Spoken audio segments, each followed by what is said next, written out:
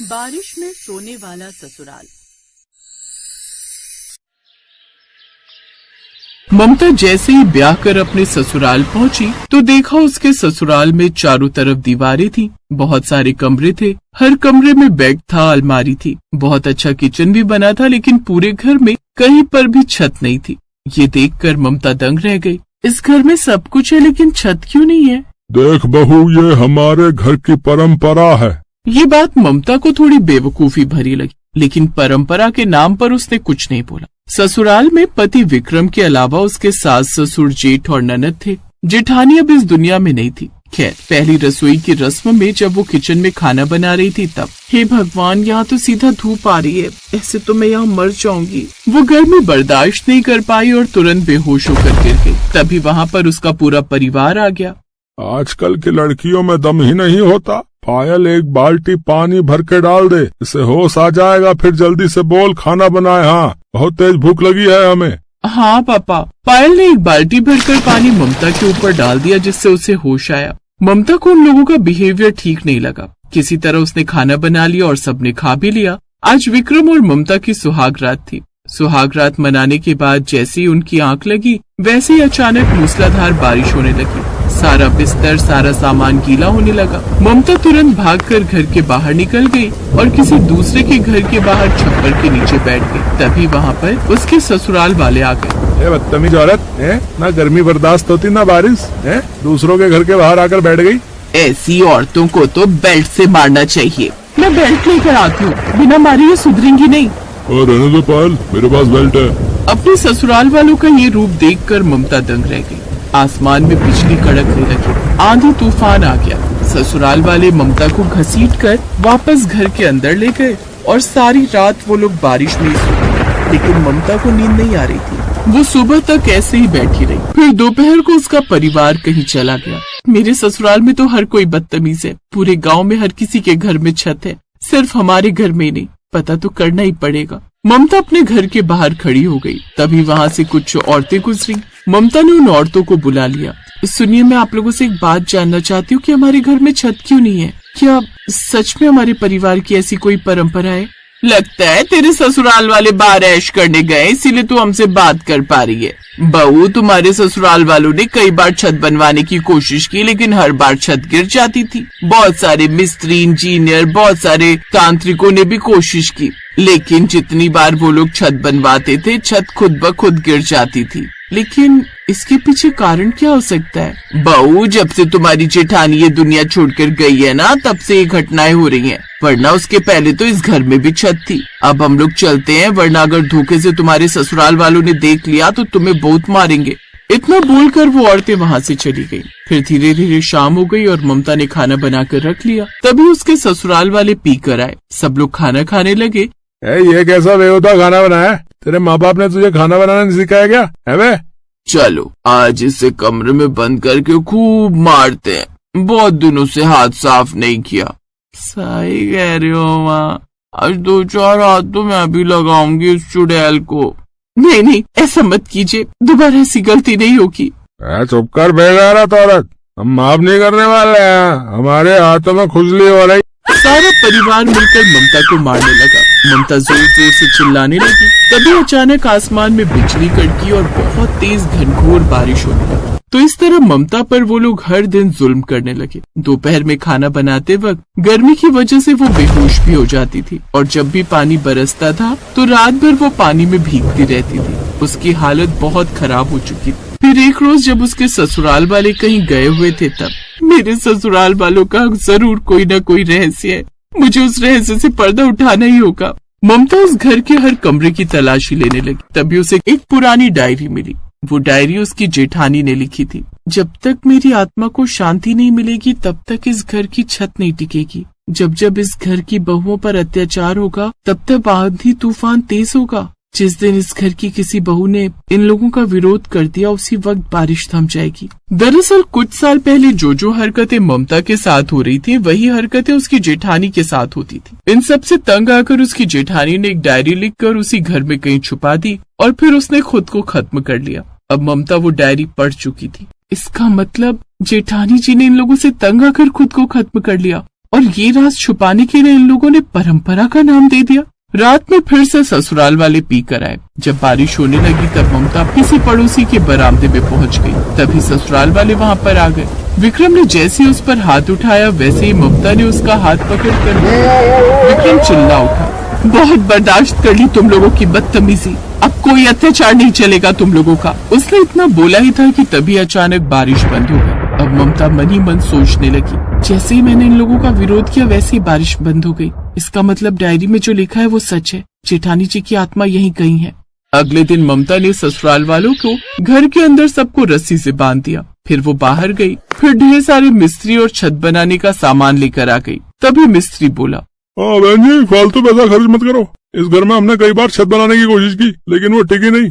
या तो आज छत टिकेगी या इन लोगों पर ही गिर जाएगी। उसके ससुराल वाले डर गए। बहू ऐसा मत कर, अगर तूने छत बनाई तो पूरी छत हम लोगों के ऊपर ही गिर जाएगी। चुप कर बुढ़िया। जेठानी जी आप जहाँ भी हो आज मैं आपको मुक्ति दिला कर रहूंगी। ये सारे लोग छत के नीचे दबकर मर जाएंगे आज। धीरे धीरे मिस्त्रियों ने छत बनानी शुरू कर दी। इधर उसके ससुराल वाले, बहू हमें माफ कर दे, आज के बाद हम तुझ पर कोई अत्याचार नहीं करेंगे। सिर्फ मुझ पर? आज के बाद किसी बहू पर किसी औरत पर अत्याचार नहीं करेंगे। हम सब पीना भी छोड़ देंगे। थोड़ी देर में छत बनकर तैयार हो गई पर इस बार गिरी नहीं। आंधी तूफान बारिश सब होने लगा फिर भी छत नहीं गिरी। तभी वहाँ जेठानी की आत्मा प्रकट हुई। ममता आज इन लोगों ने माफी मांगी, तुमने इन्हें सुधार दिया इसलिए अब मेरी आत्मा को शांति मिल गई है। लेकिन अगर आज के बाद किसी औरत पर अत्याचार किया तो ये छत तभी गिरेगी जब तुम सब नीचे सो रहे होगे। हमें माफ कर दो राधा, आज के बाद ऐसा कुछ नहीं होगा। उसकी आत्मा गायब हो गई। उस दिन के बाद सब खुशी खुशी रहने लगे।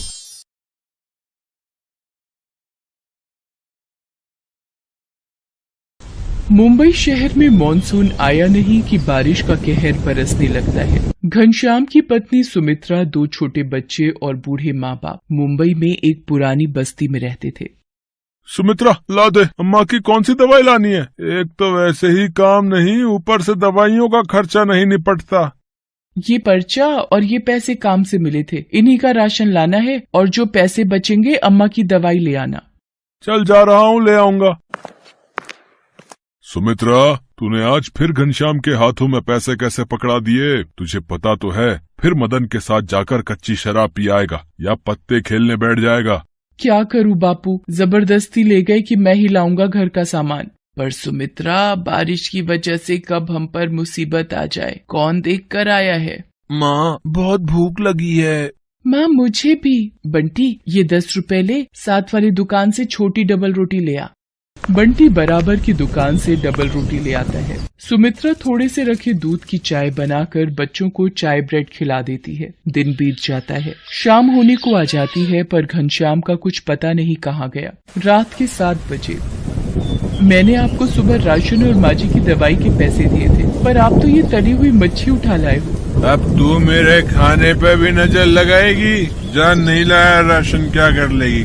अरे घनश्याम कुछ तो शर्म कर। सुमित्रा घरों में चूल्हा चौका करके थोड़ा बहुत कमाए और तू उजाड़ दे।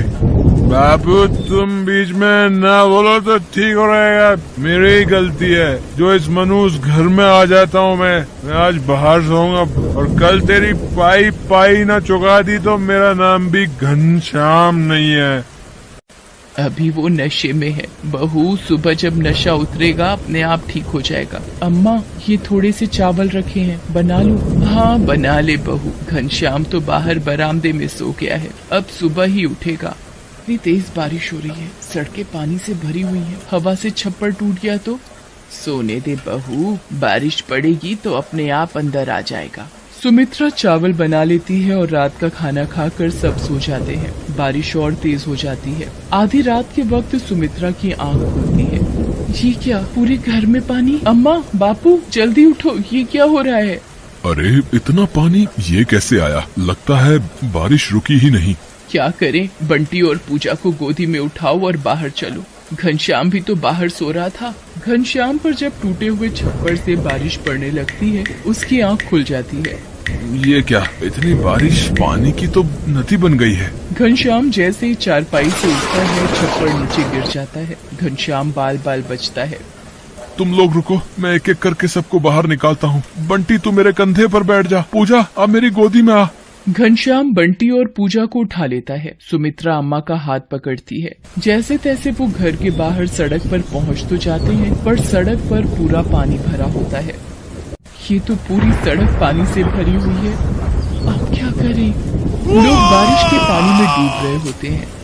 कहीं बच्चे रो रहे थे, कहीं कोई बिछड़ गया। घनश्याम को याद आता है कि मदन के पास अपनी नाव है। सुमित्रा तुम माँ बापू और बच्चों का ध्यान रखना, मैं अभी आया। पर आप कहाँ जा रहे हो?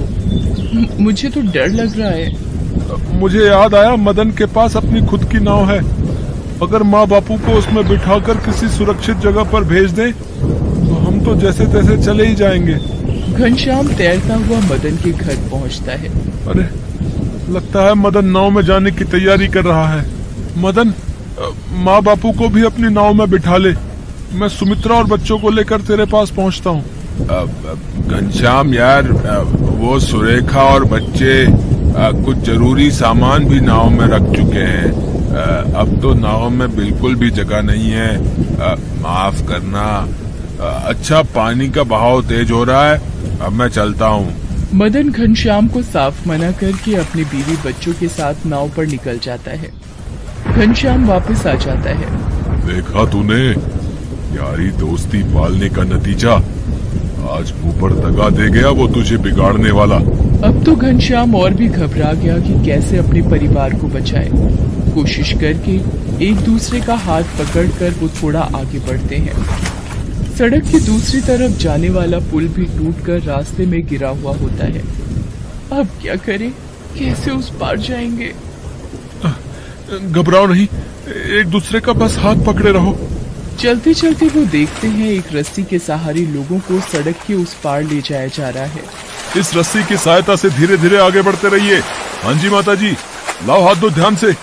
रेस्क्यू टीम धीरे धीरे रस्सी की सहायता से सबको सड़क के दूसरे किनारे पहुंचाती है।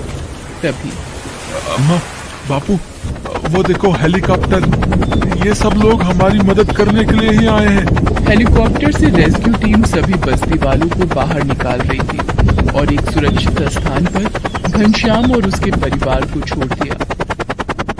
शुक्र है, ये बचाव कर्मी अगर ना होते तो हमें कौन बचाता। आज भगवान ने भी हमारा साथ दिया है इन सुरक्षा कर्मियों को भेजकर। पर अब हम क्या करेंगे?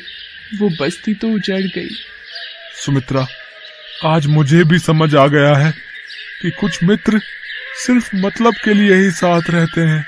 पर अब हम क्या करेंगे? वो बस्ती तो उजड़ गई। हिम्मत मत हार सुमित्रा, हम यहाँ कहीं आसपास की बस्ती में घर ले लेंगे। मैं वादा करता हूँ, शराब और जुए को कभी हाथ नहीं लगाऊंगा। खूब मेहनत करूंगा ताकि तुम सबको भरपेट भोजन मिल सके। कुछ दिन बाद जब बारिश रुक गई तब घनश्याम ने काम ढूंढना शुरू किया और एक बस्ती में किराए पर कमरा भी ले लिया।